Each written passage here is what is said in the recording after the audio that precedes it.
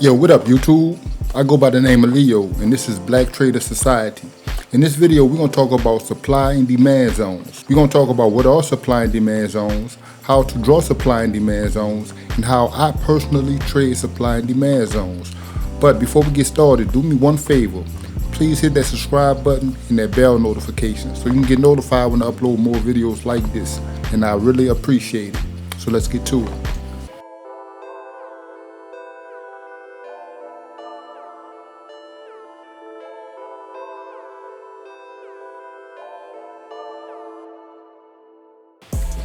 So what are supply and demand zones? We're going to break this up in two parts. Supply zone is when you see aggressive selling from the supply zone. Demand zones are when you see aggressive buying from the demand zone, okay? Because of these aggressive moves, this is why and how the big banks leave footprints all over the chart. Okay, this is a supply zone. How I know? I see aggressive selling from the zone, okay? And how I spot this supply zone. You want to see balance then imbalance. It could be drawn with two or more candles, like these two candles.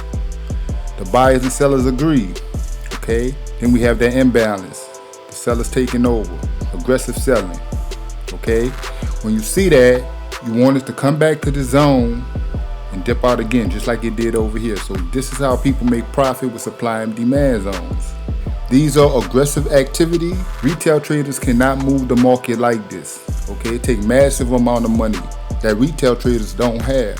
This is why they say supply and demand zone or the banker's footprint. When you see moves like this, it's a footprint. The bankers are leaving a footprint. The bankers done enter the chat. They done enter the trade. And look at this candle right here, going to it. It's aggressive, okay? Look, the next candle, slow down. So that's a sign right there that the market is reversing and it dipped. It came test for the last time and dipped out and then it just went down. This is the perfect supply zone, okay?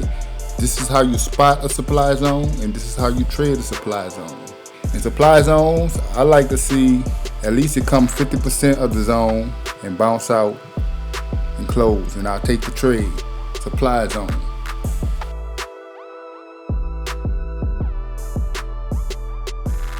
Now demand zone, the same rules apply, okay? Just in the opposite direction.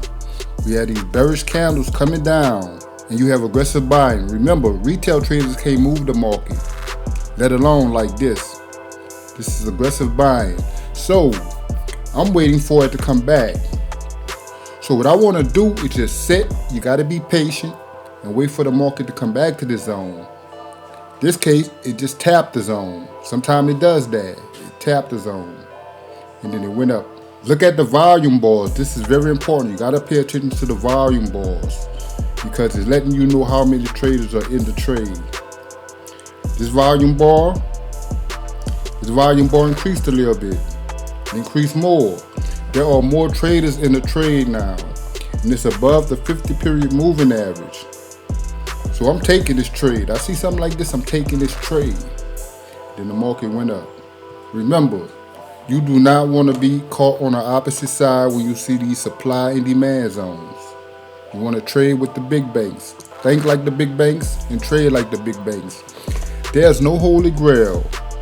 There's no secret system that can show you how to beat the banks. You cannot beat the banks.